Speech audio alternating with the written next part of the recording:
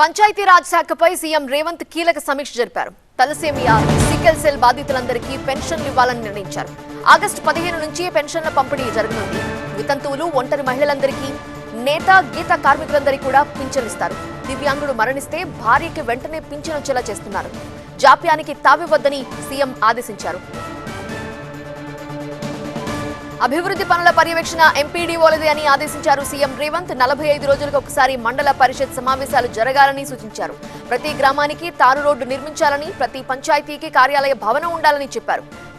పంచాయతీలకు వెంటనే నిధులు విడుదల చేయాలని, పారిశుద్ధ్య పనులకు ఆటంకం ఉండకూడదు అన్నారు. ఇందిరమ్మ చీరల నాణ్యతపై రాజీ వద్దని చెప్పారు.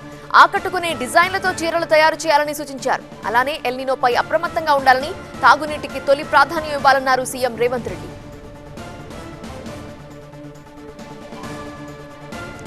పంచాయతీరాజ్ శాఖపై సీఎం రేవంత్ కీలక సమీక్ష నిర్వహించారు. అలానే కీలక నిర్ణయాలు కూడా తీసుకున్నారు.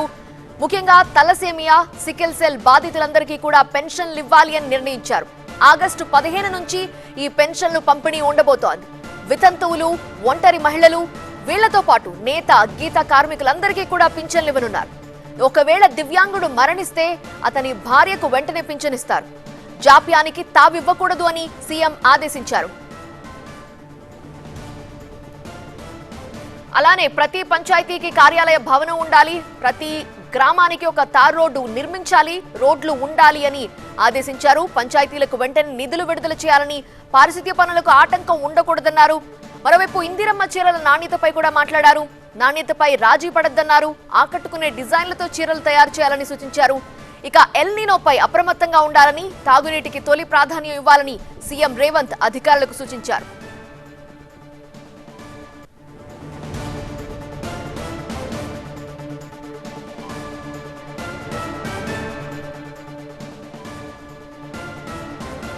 బ్రేకింగ్ న్యూస్ మనం చూస్తున్నాం. పంచాయతీరాజ్ శాఖపై సీఎం రేవంత్ రెడ్డి కీలక సమీక్ష జరిపారు. ఆ తర్వాత కీలక నిర్ణయాలు కూడా తీసుకున్నారు.